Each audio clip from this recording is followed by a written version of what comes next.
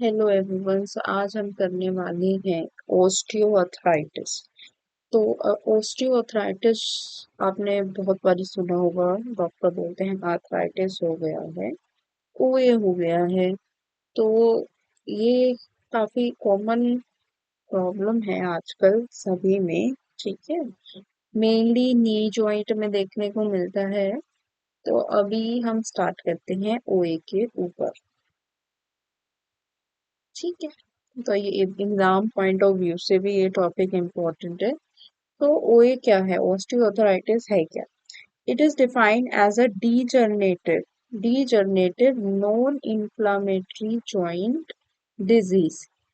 ये एक जॉइंट की डिजीज है जब वो जॉइंट डीजनरेट करना शुरू कर जाता है, जब वो टूटना और मतलब जो उसकी पहले क्वालिटीज थी, जब वो पूरा हेल्दी जॉइंट था, अब वो धीरे धीरे डीजनरेट कर रहा है। नॉन इन्फ्लामेटरी जॉइंट डिजीज है, इसमें इन्फ्लामेशन नहीं होती जॉइंट के ऊपर। Characterize by destruction of articular cartilage. इसका आर्टिकुलर कार्टिलेज जो होगा जॉइंट का, वो जो है डैमेज होना शुरू हो जाएगा। And form a new bone at the joint surface. और न्यू बोन फॉर्मेशन शुरू हो जाएगी जॉइंट्स के सरफेस पे और उसके मार्जिन्स पे। तो ये ओए है। ओए क्या है, ये डेफिनेशन याद रखनी है आपको कि it is a degenerative non inflammatory joint disease characterized by destruction of articular cartilage and new bone formation at the joint surface and margin। क्या है? डीजनरेटिव, कुछ कुछ वर्ड याद रखो। Non inflammatory, degenerative non-inflammatory joint disease, destruction of articular cartilage, formation of new bone। ठीक है, degenerative disease, non-inflammatory joint disease, destruction of articular cartilage and new bone formation। There is a there is a progressive softening and disintegration of articular cartilage। इसके अंदर जो main चीज हो रही है, इसमें जो आर्टिकुलर कार्टिलेज है जॉइंट्स का, जॉइंट सरफेस के ऊपर, तो वो जो है घिसना शुरू हो जाएगा, डैमेज होना शुरू हो जाएगा, वो सॉफ्ट होता जाएगा। वहां पे सिस्ट फॉर्मेशन भी दिखता है हमें। जब हम नी जॉइंट की बात करते हैं तो नी जॉइंट पे पीछे पोस्टीरियर साइड जो है पॉप्लिटियल सिस्ट बन जाते हैं। ठीक है, तो वो ये उस सिस्ट की बात कर रहा है। स्क्लियोसिस इन द सबकॉन्ड्रल बोन, बोन के अंदर स्क्लियोसिस हो जाता है। माइल्ड साइनोवाइटिस, साइनोवियल कैविटी में इन्फ्लामेशन हो जाती है। सब कैप्सुलर में फाइब्रोसिस होनी शुरू हो जाती है। तो क्या क्या हो रहा है यहाँ पे? सॉरी, यहाँ पे क्या क्या हो रहा है? पहले तो सॉफ्टनिंग, आर्टिकुलर कार्टिलेज की सॉफ्टनिंग हो रही है, उसकी जो इंट्रीगेशन है वो बिगड़ रही है। सिस्ट फॉर्मेशन हो रही है। कहाँ पे? मैंने बताया कि पटेला के बैक साइड पॉप्लिटियल सिस्ट हो जाते हैं। स्क्लेरोसिस हो रही है। माइल्ड साइनोवाइटिस हो रहे हैं। इसमें क्या होता है, जो साइनोवियल फ्लूइड होता है ना, वो बाहर निकल आता है अपने सैक से, और वो बाहर जाके पीछे पीछे पॉप्लिटियल एरिया में, पॉप्लिटियल फोसा में इकट्ठा हो जाता है, वो सिस्ट फॉर्मेशन हो जाता है। कैप्सुलर फाइब्रोसिस, कैप्सूल की क्या होगी? फाइब्रोसिस होगी, वो थोड़ा टूटना शुरू करेगा। तो ये सारी चीजें जो है कब देखने पड़ेंगी, मिलेगी कब मिलेगी, जब डीजनरेशन हो रहा होगा। तो एक तरह से एज इसका फैक्टर है। Osteoarthritis affect the synovial joint, तो ये किसको ही अफेक्ट करेगा, बस जो भी हमारे साइनोवियल जॉइंट है उनको ही अफेक्ट करेगा ये। ठीक है, तो वही तो हमें फिर ये साइनोवाइटिस मिलेगी। ठीक है, it is more common in weight bearing joints, जिन जॉइंट्स के अंदर वेट बियरिंग होता है, मतलब लोअर लिम्ब के जो जॉइंट्स हैं हमारे। ठीक है, तो common in weight bearing joints कौन कौन से, hip, knee and spine. Clear. Next we talk about aetiology. ठीक है, ईटियोलॉजी की बात करते हैं। ईटियोलॉजी क्या आती है, कोज। कोज क्या है इसका, तो वो ईटियोलॉजी होती है।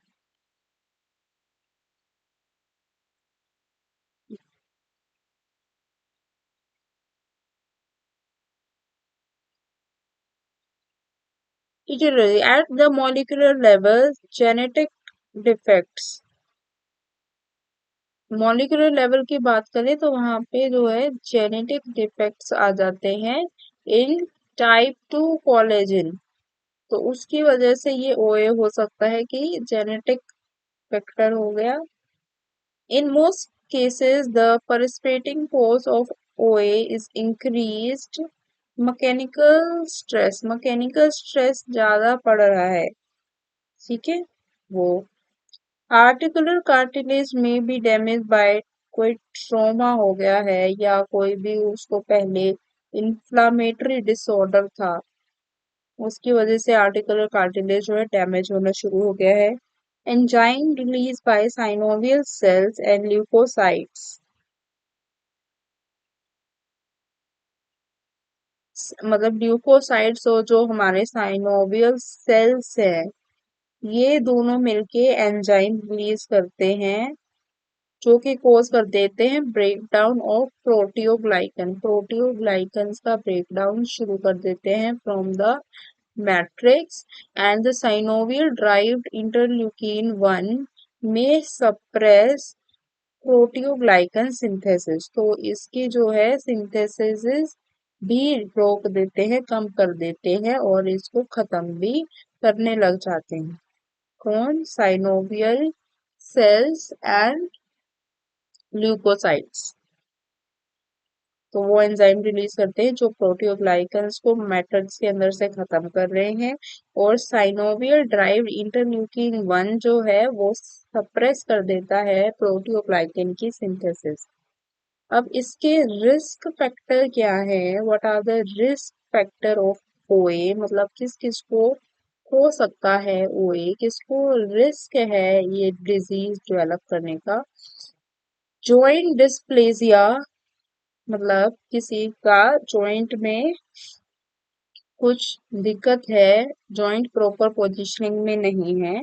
Disorder like congenital acetabular dysplasia, Paresis disease have a greater than normal risk of OA in later life। किसी का कंजेनाइटल एसेटबुलर डिस्प्लेसिया है, मतलब प्रॉपर जगह पे नहीं है। एसेटबुलर कहाँ पे है हमारा, ये पेल्विस रीजन में, जहाँ पे हमारा ये हेड डलता है, फीमर का जहाँ ये हेड डलता है ना, जिस सॉकेट में, पेल्विस बोन के ऊपर, तो ये हमारा एसेटबुलर है, एसेटबुलम है। तो इसके अंदर अगर फीमर के हेड की पोजीशन और एसेटिबुलर की कुछ भी दिक्कत है बचपन से ही, बर्थ के टाइम से ही, तो आगे जाके उनको क्या दिख सकता है, ओए का चांस हो सकता है। किसी को ट्रोमा है, अगर ट्रोमा हुआ है, fracture involving articular cartilage, sorry articular surface आ रहे हैं फ्रैक्चर के अंदर, वो अफेक्ट हुआ है, अगर फ्रैक्चर में आर्टिकुलर सरफेसेस इन्वॉल्व हो गए हैं, तो आगे जाके ये रिस्क फैक्टर बन सकता है सेकेंडरी ओए। तो ओए जो है दो टाइप्स का होता है, प्राइमरी और सेकेंडरी। प्राइमरी जो आगे पढ़ेंगे दोनों बताते हैं। आगे है, then we have third risk factor, occupation.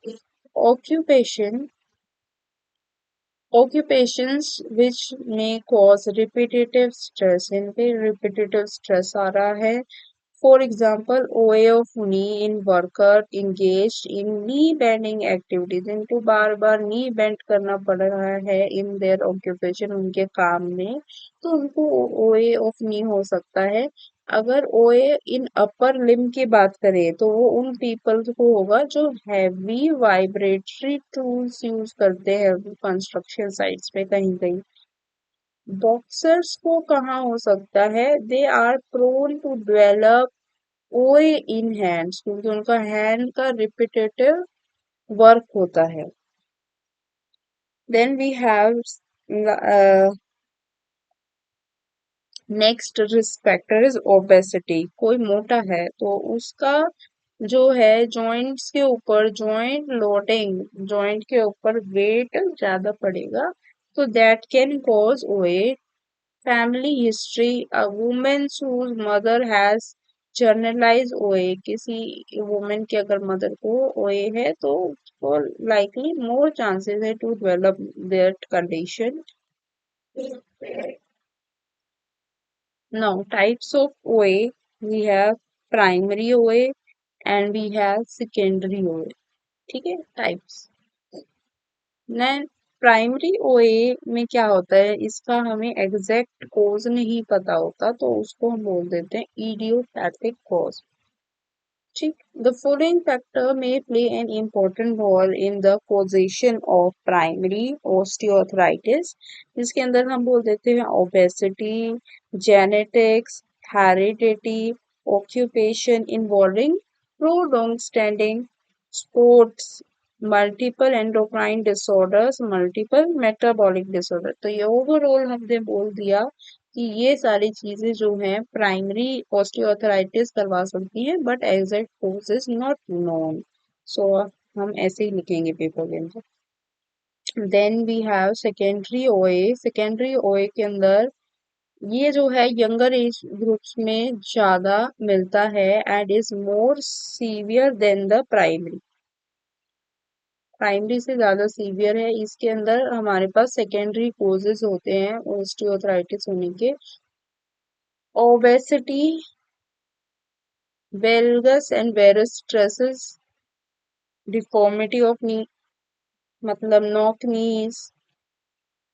Knock नीज हैं या बो नीज हैं, तो वो कब होती हैं, वेलगस और वेरस स्ट्रेसेस के अंदर होती है। रेमाटॉइड अर्थराइटिस है, किसी को इन्फेक्शन है, ट्रॉमा है, टीबी है, हाइपर पैराथायरॉयडिज्म है, haemophilia, syringomyelia, neurological disorder like diabetes है, over use of intra articular steroid therapy, किसी ने स्टीरॉयड थेरेपी ली है उधर नीज में, तो उसको सेकेंडरी ओए हो सकता है। प्रीवेलेंस,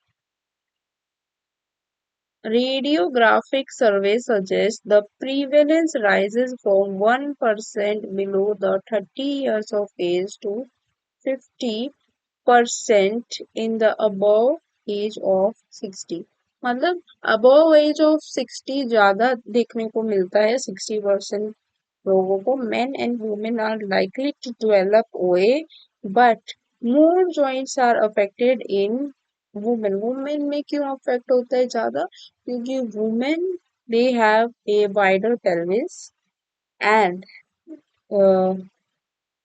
जो उनका लाइफस्टाइल था पहले, अभी तो शायद चेंज है, पहले जो था उनको काफी काम करना पड़ता था, house hold work, and that's why उनके नीज अफेक्ट होते थे। ओबेसिटी ज्यादा थी तो इसीलिए अफेक्ट होते थे, और जो उनका पेल्विस था वो वाइडर था। इनमें जो है आफ्टर मेनोपॉज ईस्ट्रोजन लेवल जो है कम हो जाता है, एंड ईस्ट्रोजन लेवल कम होने की वजह से बोन में उनके क्या हो जाता है, ऑस्टियोआर्थराइटिस हो जाती है, चेंजेस होने शुरू हो जाते हैं, पेन होना शुरू हो जाता है। पैथोलॉजिकल इवेंट्स की अगर हम बात करें, the disease process usually begins in the anteromedial compartment of the knee, starting with anterior anterior and medial side start हो जाता है in this disease OA. Fibrillation due to loss of water का loss शुरू हो जाता है उस area से, और फिब्रिलाइजेशन शुरू हो जाता है of the weight bearing cartilage articular cartilage is seen in the early stages of the disease, followed by complete loss of articular cartilage. आगे जाके complete loss हो जाता है articular cartilage का, इसको ही इन्होंने fibrillization बोला है। This puts enormous pressure on the underlying bone, causing sclerosis and later eversion.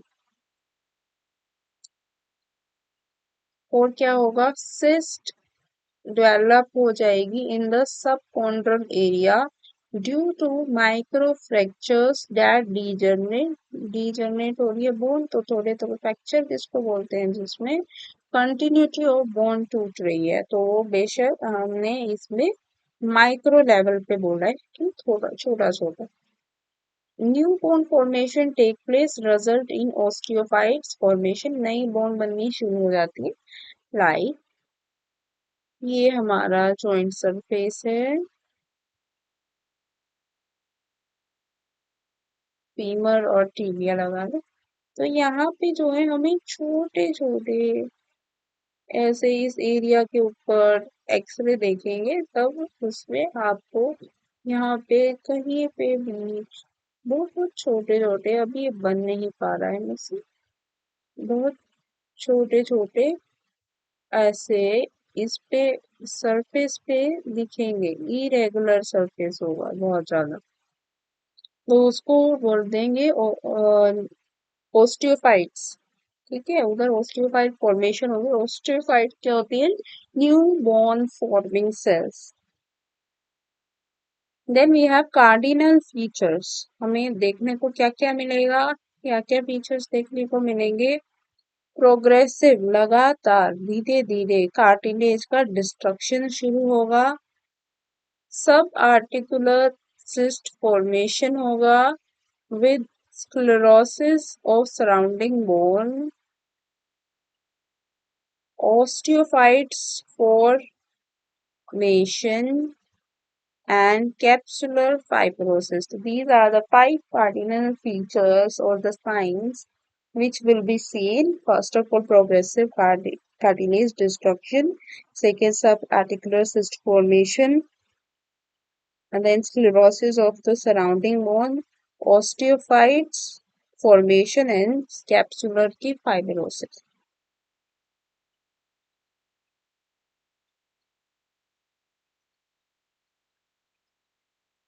Clinical symptoms की बात करें तो क्लिनिकल सिम्टम्स में आपको क्या मिलेगा,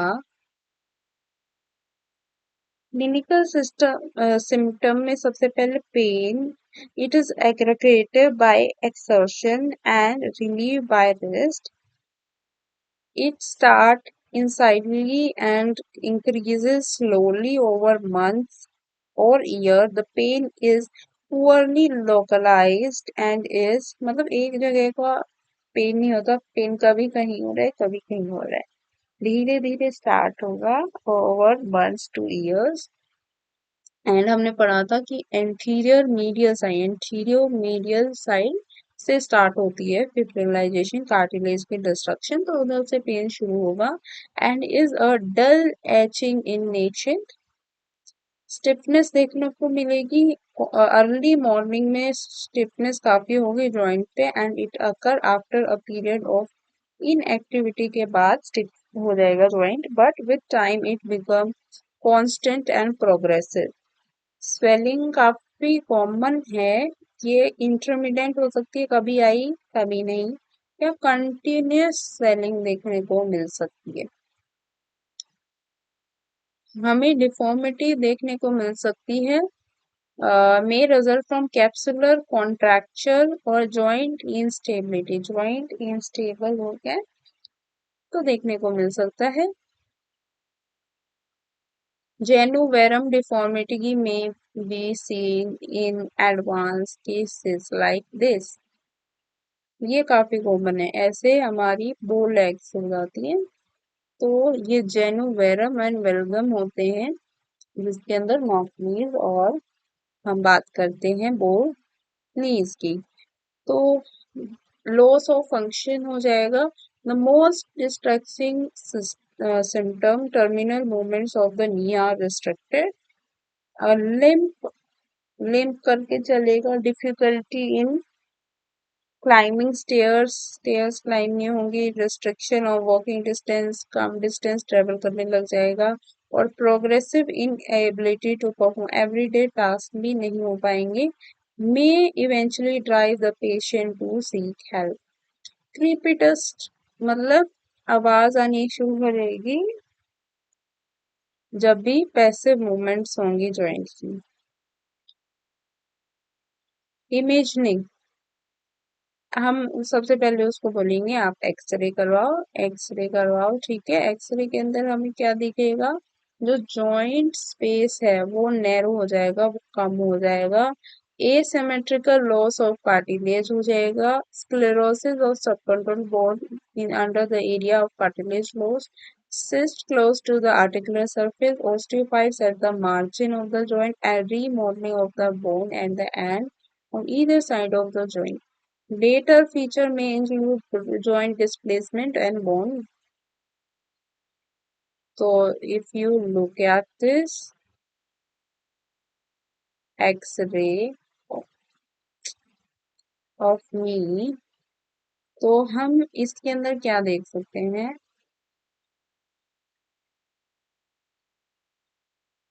इस साइड का पूरा जो जॉइंट का गैप था वो कम हो गया, पहली चीज ये, ठीक है। फिर अगर हम यहाँ पे बात करें, ये ब्लैक ब्लैक दिख रहा है, this is the damage of articular cartilage. यहाँ पे जो है आर्टिकुलर कार्टिलेज का डैमेज शुरू होने लगा, सरफेस जो है थोड़ा यहाँ से ऊपर खाबड़ है, ठीक है। तो यहाँ जो है वो ओस्टियोफाइट्स फॉर्मेशन होने शुरू हो गए, यहाँ भी देखो, तो ये सब दिख रहा है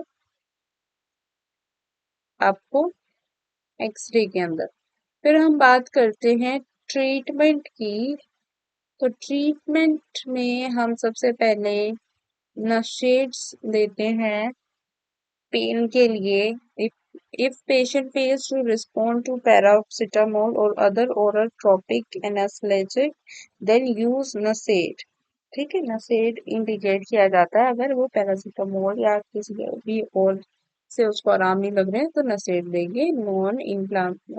नॉन स्टेरॉयडल,